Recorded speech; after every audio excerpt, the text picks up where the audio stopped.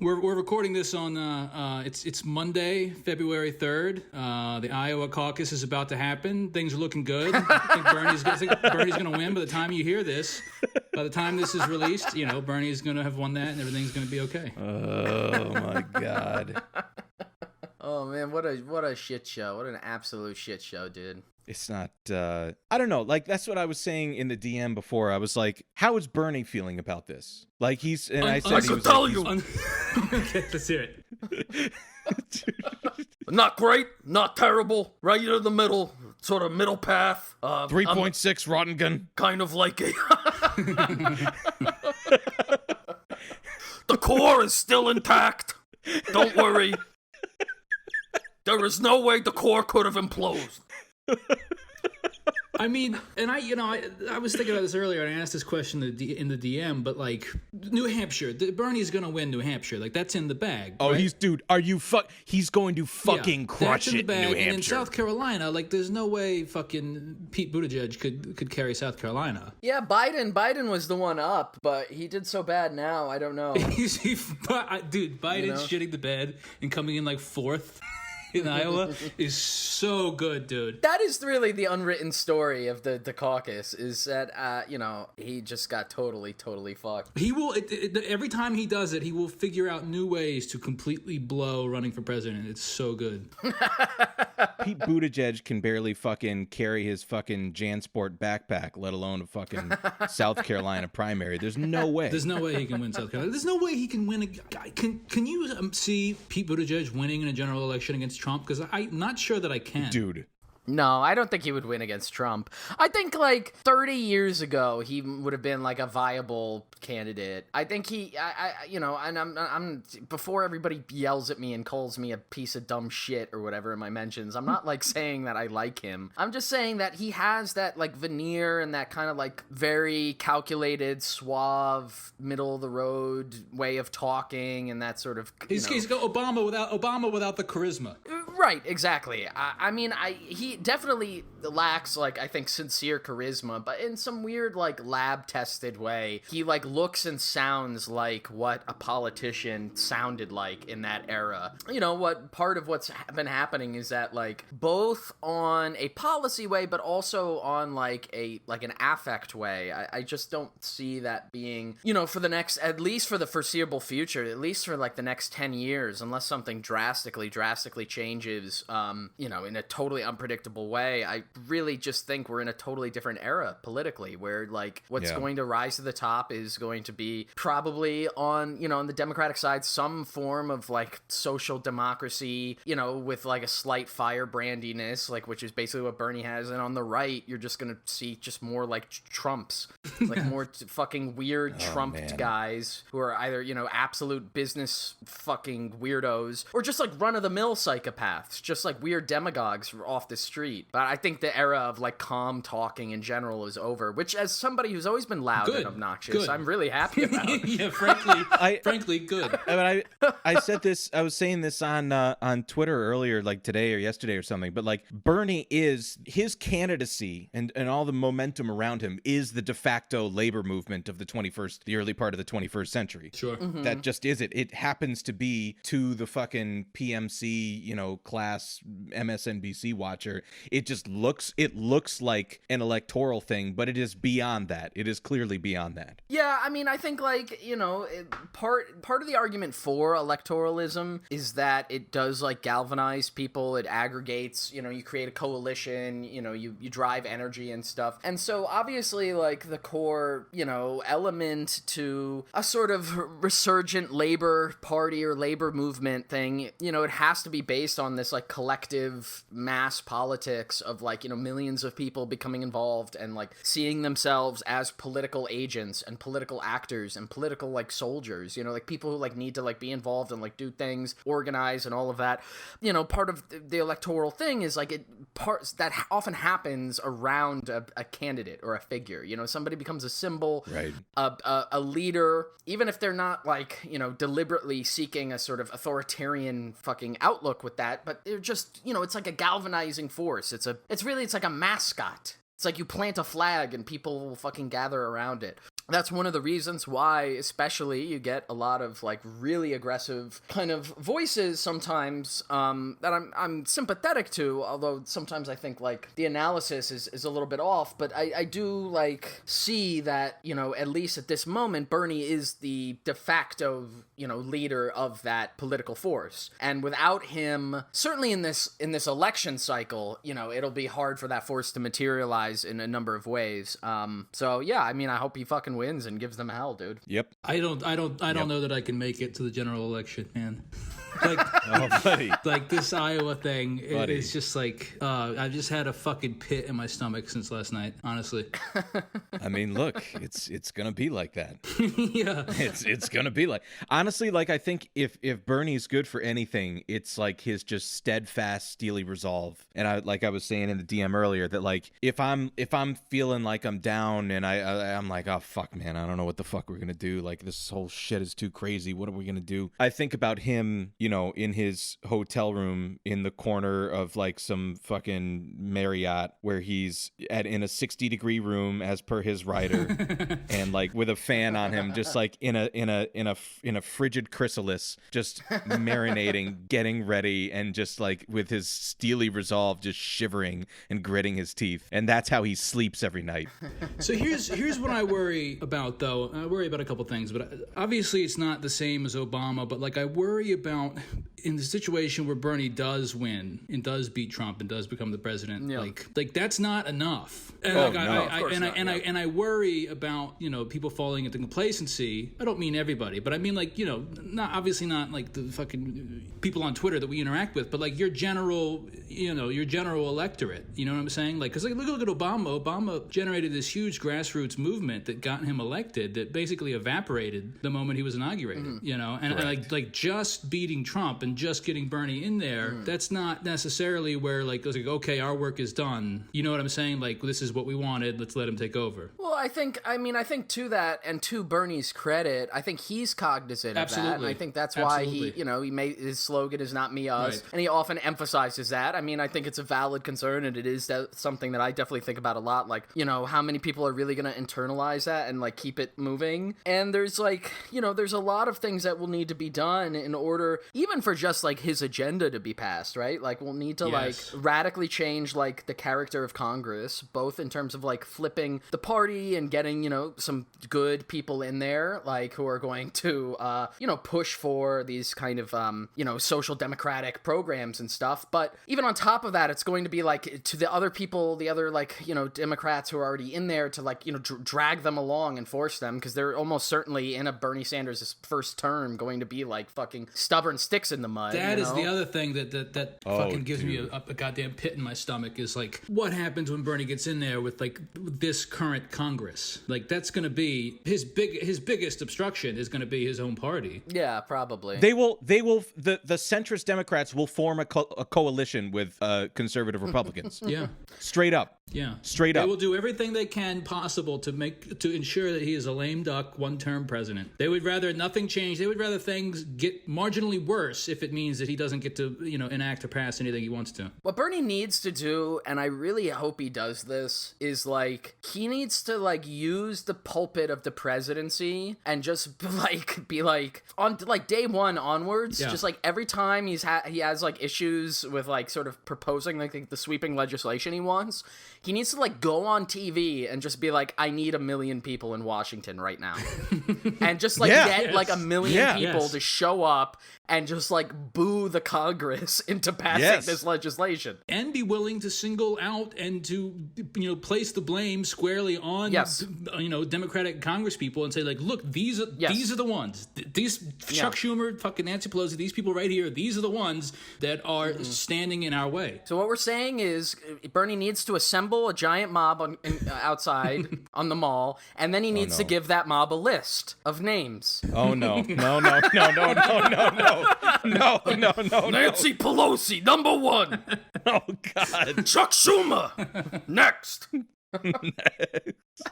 He needs to, and he'll need to obviously like get the fucking resurrected ghost of like of fucking oh Jesus Christ. Oh God, my brain is so fucked. I'm interested to see where this is going though. Fuck, what's his name, dude? Fucking Errol Woody Guthrie.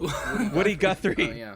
Jesus Christ. Fucking cortisol. He needs to get the resurrected ghost of Woody Guthrie as vice president because, let's be honest, like, he's not a young man. He's had a heart attack. Like, he's been doing this for a long time. So, yeah. And, like, if something happens, like, in his first term or second term or something like that, he needs somebody to just fucking haunt the centrist Democrats to continue the momentum. Yeah, that is my other concern as well, is his age and the fact that he's not going to be with us forever. And, who steps in to fill those shoes? You know what I'm saying? Like, that's why building a broader movement is so important, because we can't place everything on him. Who is going to be the Stalin to Bernie Sanders Lenin? Tom Morello. That's what we need to know. Who's going to be his vice president? That's a question I wonder about. What do you think?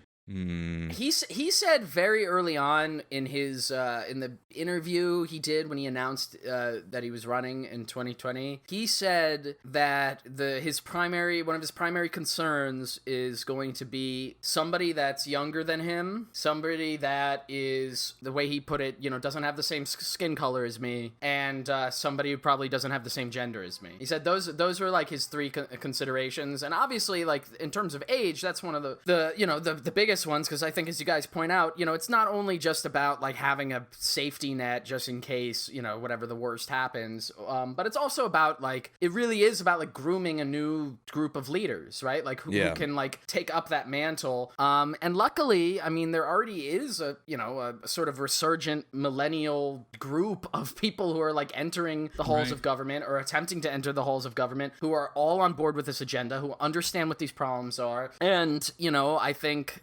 hopefully, if we get, like, a Sanders presidency and we can get a 2-term presidency out of that, that will mean that by the time that he's done and he steps down, the people who are getting in there now, will have the legislative experience, they'll, like, have the connections they need, and all those other, like, ticks that are not just, like, electoral bullshit ticks, like, oh, they don't have experience or whatever, but also just, like, the actual ability to govern and know, like, how to accomplish certain things within the levers of power, or alternatively just abolish the fucking, the term limits. I'm fine with that too. Absolutely fine with that. By that time, hopefully, in fairness, by that time, like, millennials will be like 40. Right. Oh, and Jesus hopefully, Christ. yeah, that's happening, boys. It's right around the corner. I hate to say this dudes. too. I hate to say this too, guys, but, like, we're aging like shit. Like, the chronic stress that we have, we are not aging gracefully. Yeah. I think, like, you see pictures of, like, of people like the silent generation or something, or like the generation that went through the Great Depression. Yeah. And you look at pictures of them and they're like, yeah, they were old. And then you, like, do the math on the date and you're like, dude, he had, like, gray hair and liver spots and he was like 42. Right. Mm-hmm. Like, you see that, like, I kind of feel like something's going on with us with that. Like, you see the but the thing with him though is that he fucking owned a home and, like, had a job where he made a living wage. Like, yes, he was doing a lot better than we are. Yeah, I know. But anyway, to go back to, like, to the preparedness of the next generation of millennials to take on legislative capacity and, like, leadership capacity, I think by that time we'll have developed our good hand-to-hand combat skills. Yes. I'm sharpening my katana every day. Every day I'm training with the blade. I want to say that I actually don't need to wait for those skills. I actually have a lot of those skills already. Yeah. Particularly martial arts skills. I'm adept at a number of practices, primarily gun kata, as I've said a number of times, and I'm willing to put that to the test at any moment. Gun kata? Is that like it's the Steven Seagal thing, right? Like, oh. Well, it's actually, they started it in Equilibrium. Oh, okay. Did you guys ever see that a long movie? time ago. Yeah. No, I thought gun kata was something you'd be diagnosed with. Equilibrium is like fucking, it was one of those Matrix ripoffs, right? Yes, yeah. It was marketed as better than The Matrix, which is really funny. Was that with Christian Bale? Yeah, it was Christian Bale, and the idea is it's a future dystopia where, like, the government, like, enforces its conformism by, like, removing everybody's emotions. So you have to take these, like, emotion suppressive pills, and so everybody's, like, really flat. And then the idea is, like, dude, I do that every fucking Friday night. What are you talking? there's like a resistance group who are, like, really emotional, the loony left, and, like, and so, like, Christian Bale is, like, one of the, like, Gestapo enforcers of this dystopia, but then he like his like partner turns or something, so he decides like I'm gonna stop taking the pill, and so he stops taking the pill, and then his like big moment where he like feels emotion is that he finds like a Beethoven record and he plays Beethoven. Oh, God. And he starts like weeping with like emotion about it. It fucking rules, dude. That movie is so cool. Jesus, I didn't see that. Beethoven's good. I mean, I mean, for me, that's an entirely relatable experience. Fair. Both in terms of his Gunkata skills, but also crying over Beethoven. Lame. Those are two things I do all the like time. Alex DeLarge. Little old Ludwig van. Dude, I don't want to go on a Clockwork Orange tangent, but every once in a while, if I'm like drinking a bottle of wine or something, I'll just like, if I'm alone or something and I need to get another glass, I'll just say to myself, I'll go, try the wine. and then I'll just say, have another glass. I don't know. It's just a little Clockwork Orange Easter egg that just made its way into my drinking rituals. Look it up. Look it up. Between last week's episode and this one, we're starting to reveal quite a lot about the stupid things we do when we're alone that make us feel like idiots. It's funny though, like I said the thing about how I do this like guttural scream sometimes, but like with a closed mouth on a bike, and like at least 3 people DM'd me to be like, I do that too. Oh man, solid contingent for people with chronic heartburn too. Shout out to GERD chat. I only within like the past year started getting heartburn. I never used to get it. Join us, buddy. I know I beat this to death, but like I really feel that like this chronic stress thing is fucking doing a number on us. Yeah. I can't imagine that our parents or their parents or whatever, maybe their parents, like had this level of stress at this age. And it's like just the way that anybody that talks in like a workplace, and obviously like we talk a lot about what it's like working in the American workplace. On Monday, it's like, oh, we're back to Monday, back at it. I'm thinking about Friday already, haha. And it's like the guy, sometimes like when you say to a guy, or when you ask a guy like, and I think this is like specifically men, because obviously men don't have less of an outlet for like emotions and shit. When you ask a guy like, hey, how's it going? And they go, living the dream. That's like a guy that might be ready to blow his brains out. And you should honestly like ask him how he's really doing, because they're in a really bleak place. No, I was just going to say, I think this is something that me and Chris could relate to in maybe a slightly different way. If you ask a guy like how he's doing, and he's like, I've almost got all the skins and jackets in Red Dead Redemption. So it's funny you say that, because it's literally what I was about to bring up. I got my list here in front of me. For those, to do a little fan service here, for those following along at home, in Red Dead Redemption, I need 1 bull pelt, I need 1 cardinal, I need 2 boars, 4 sheep, 1 buck, and 4 beavers, and then I will have made all the clothes. So by the time you hear this, I will have made all of the clothes in Red Dead Redemption, and I will feel exactly as empty as I did before I did it. Chris, I am, just to be in solidarity with you, I'm going through my Google Drive right now. I'm finding the Google Sheets document I have called Red Dead Pelts. I'm going to open that up. Oh my God. Yeah, and see what I'm missing. Oh my God. I am currently missing... Oh, I'm missing way more than you, dude. I haven't played it in a while. I'm almost done, man. I'm so happy. I'm missing an armadillo. I just got beaver those. Pelt, a bison pelt, a black bear pelt, 1 bull, 3 cardinal feathers, because I'm doing all the hats, cardinals too. are a bitch, man. 2 cougars, 1 cow, I'm going to get a glass of wine. a fox, and a partridge in a pear tree. I'm not going to read the rest of the list. It's like fucking so many. What do I need 16 rats? Holy shit. Really? Should I open up Minesweeper or Solitaire? I missed that on like Windows 95, that little ski game, and then the fucking Yeti eats you and whatnot. I don't remember that. I don't remember that. That's how I game. You know what I think about a lot? You remember in like in elementary school when you go to the computer lab and they had like the Macintosh games and like obviously everybody remembers Oregon Trail and like Number Cruncher and shit. But do you remember the one like you had to like there was like a rocket ship launching and you had to like put in numbers or whatever to like you had to get the right trajectory of it so it would land in the correct spot like on the landing pad or whatever. Do you remember that one? But was that real old though? That was like on the Apple IIe's. Like this is like some fucking like binary color shit, right? Yeah, this was like the same period of time as like Oregon Trail. It was one of the ones when you go to the. Are you talking about Math Blaster? Was it Math Blaster? It might be. That sounds accurate. It could be Math Blaster. I remember Number Cruncher, and like if you get the answer wrong, like the mouth would close and the teeth would like shatter. Jesus. Did you guys ever play one that was called Zumbinis? What, I don't remember many of the names. What was the game? How did it go? It was he's down on Broome Street. Yeah, I know Zumbini. Hey, Zumbini, how's your mother doing? Good? She good? How's your daughter? She good? Oh man! Please describe the game, though.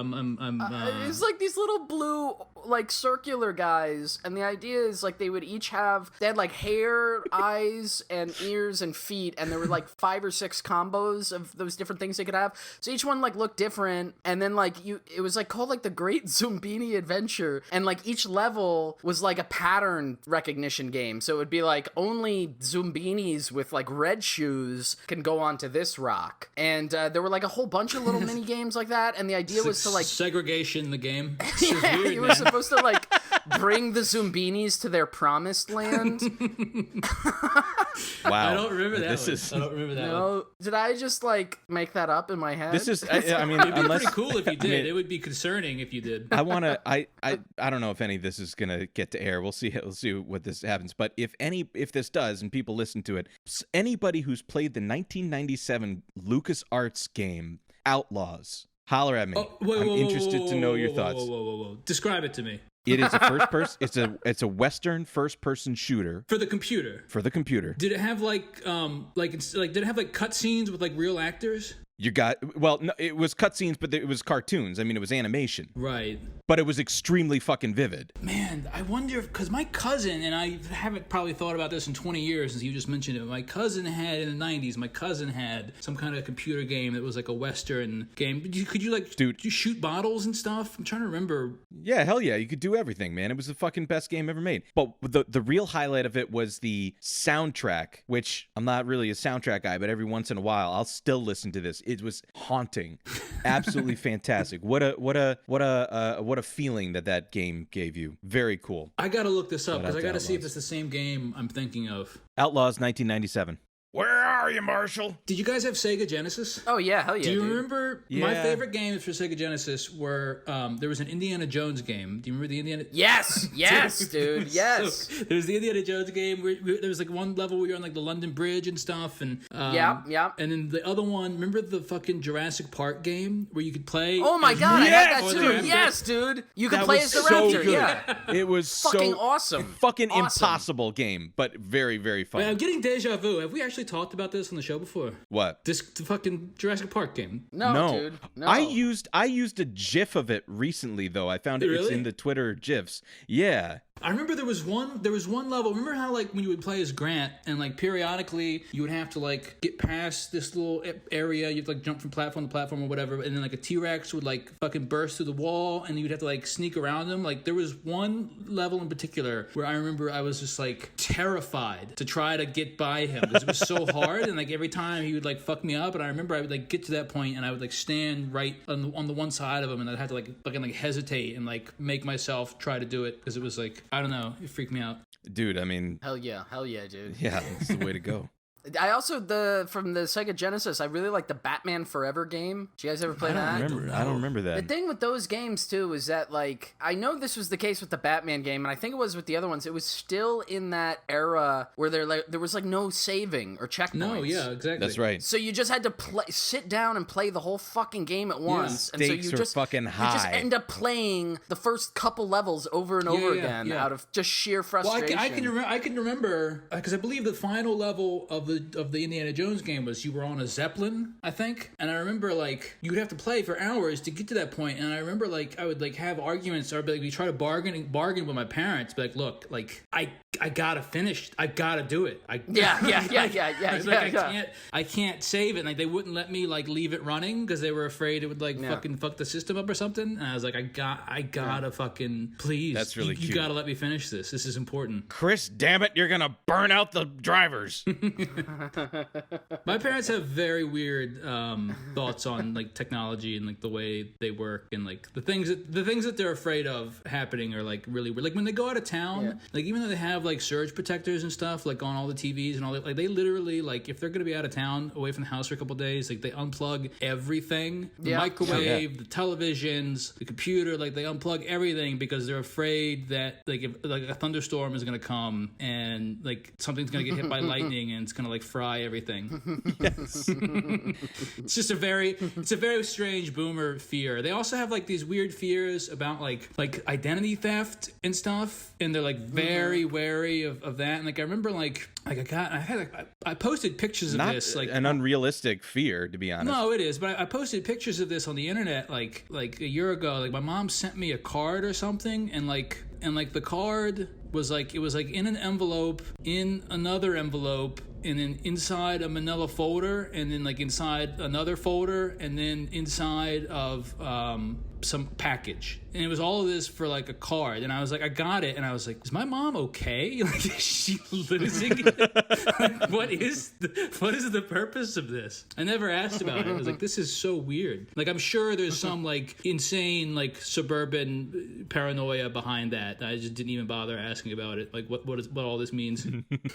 I used to work for this place where I did like a packing material, right? I would like ship packages, and my boss, she was a really nice woman, but she was like very, very convinced that like the post office would not take a package unless the entire thing was covered with tape. Meaning like, like 360 degrees, like vacuum packed. Yeah, like, tape. but not even like, it's not sealed well.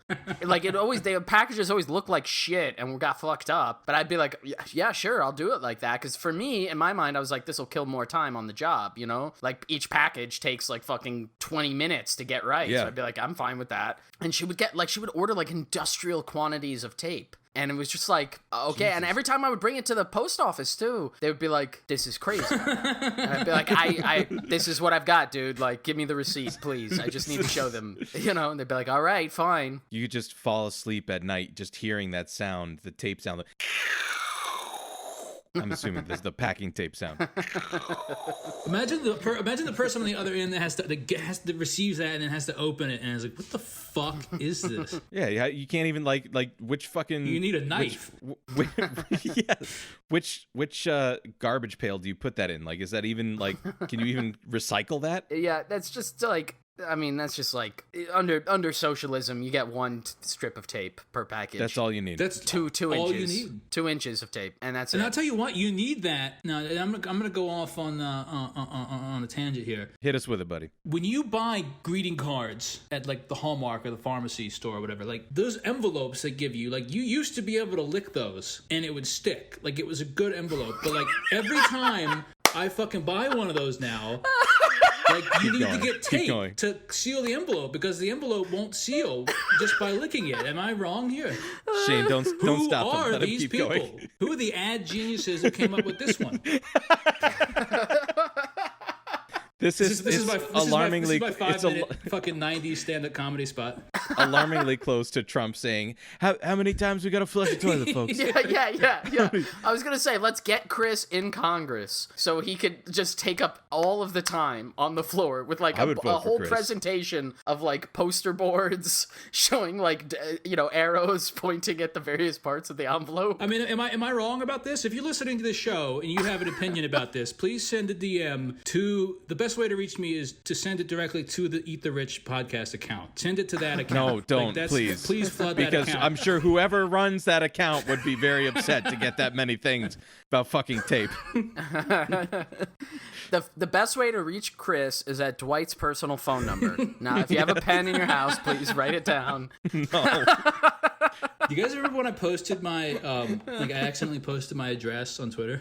Yeah. Jesus Christ. Nice. I mean, Was it your old address? Yeah, it was my. I don't live there anymore, but like, I mean, it doesn't even matter. I don't have anything to lose. See, it's funny that I have very weird and specific blank like holes in my memory. You know, like if you ask me like the lyrics to every Grateful Dead song, or like obscure things about television from the 90s, or like the fucking like, you know, specific details of levels from the fucking, you know, like we were saying, like the Jurassic Park Sega Genesis game from you know 20 years ago, 25 years ago, like I can remember stuff like that, but like I have like you know, you try to ask me like to remember some like a person's face or name, and just like, I don't know. Me and Carrie talk about this all the time, like especially because, you know, we're showing each other like really stupid tweets all day and shit, and like every time we see one that's like a really nuclear take or just something that's like really funny, we just like acknowledge like, okay, that has now deleted like my first birthday memory. Yeah. My father, like it's just gone. Like and every day, the last dying words that my grandfather ever said to me, they're gone. yeah. And in their place pushed is out by this fucking like, you know, weird fucking person on Twitter. Their shitty take. Moon cult. Yeah. Moon cult. Or like the guy who was today, the John Bussy guy, who just kept posting shit where he was like everybody calls me a clown ass and a fucking idiot. Bad look. That was an absolute gem. What's funny, like I'm not proud of myself for this because, like, again, I haven't even been on Twitter very much, but like I saw that and like I hesitated a minute, like, to jump on the dog pile, having no context or any idea who this person is or what their particular wrongs were. Like, I hesitated for a minute, like, is this helpful? Like, should I do this? Like, before, like, I hesitated for like 2 seconds before I replied, like, haha, LOL, you fucking idiot. You know what I mean? I'm not particularly proud of that, but I was like, okay, I'll go along with this. Well, sometimes you just gotta fucking empty the chamber and let God decide. Like with the tweet thing, you know, if you see like something you want to react immediately, and then you take a second to look into it, and if it's shit and you look like an asshole, you can delete it. Stay cool, folks. Stay cool, folks.